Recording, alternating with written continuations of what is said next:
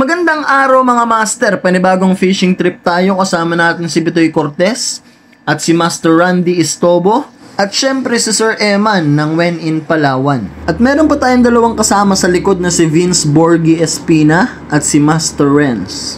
At pagkarating namin sa isla agad kami nag-set up ng aming fishing gears. At yan si Sir Eman, hahagis na agad yan. Pagkatapos naming mag-set up ay bumaba kami agad ng bangka. Eto kasama natin sa spot si Bitoy Cortez. Pinasubok pala natin sa kanya yung signature lure natin na POM3. Hindi naman tayo binigo ng lure natin kasi nakahuli agad si Bitoy. Ayan oh, kinikilig pa nga yan. Wanta si Gago. Oh. Ano to? Ah, silay. Silay. Sarap yan. Sarap yan. Ayan guys, sinamon ko lahat ng mga anglers dyan. Parang wag na kayo maglaban-laban sa akin ha. Pinakitaan no. Joke lang yun ha, joke lang yun. Anong lure gamit mo? Anong lure? Ay, ito yung binigay sa akin ni Master Ian, ano to? Fish on minnow. Yan. 3. Malupit pala oh, masarap to daingin eh. Aray ko. Yan oh. Ay, grabe naman tong lure na ito. Makatotohanan, hindi pa yung mga lure na binibinta-binta na puro ano lang, pinto-pinto. Ito, kita nyo naman oh. Oops. May pakis. Ay, ngayon yun oh. Grabe. Hindi na zero. Mauna na ako. At syempre dahil bida-bida tayo ay hindi rin tayo papahuli. Ayan, at nakahuli rin tayo ng sigaras. At isang malaking emperor fish or kanuping, syempre gamit yung POM3 natin.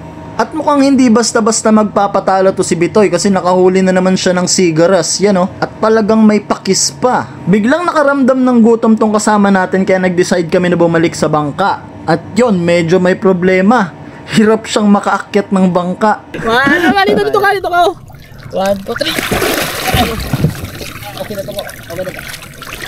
Tutukunan mo na lang yung... Toko. Ano naman na Redmi ano? Toko. Kaya ito lang gagapang.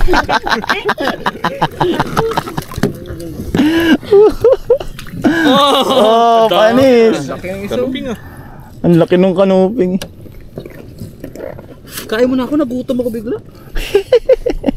Oh, banyera! Siriman, banyera! Grabe yung huli ni Master Uchong oh! Ilang banyera? Aroy! Wala, dalawa lang dito oh, boss! Ano? Ice!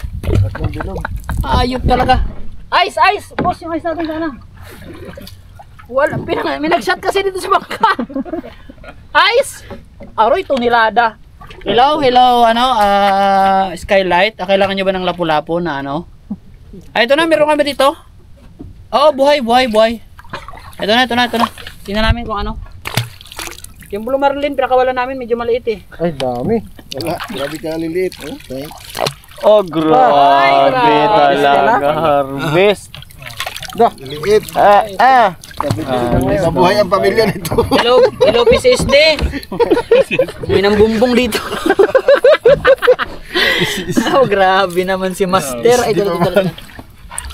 At dahil tanghali na at halos wala na kumakagat sa amin dahil sobrang taas ng tubig at sobrang kalma, naisipan na namin kumain. Eto, at nakapanguha na si Coco ng tuyom.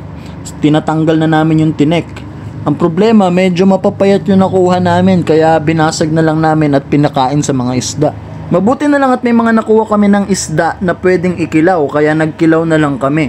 Para naman masarap-sarap yung tanghalian natin. Ano ba yan? Ito yun, hindi na nabibuksan doon. Payat talaga lahat. Payat.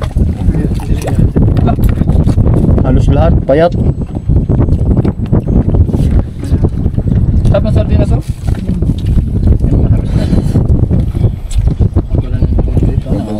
Utang na lang ako ng kanin sa bilang bahay. Ito, Master, oh. Kuha ka lang. Kulang yung pakbahan. Sabay ano, chow sa magano. Sarap. Banat. Buga!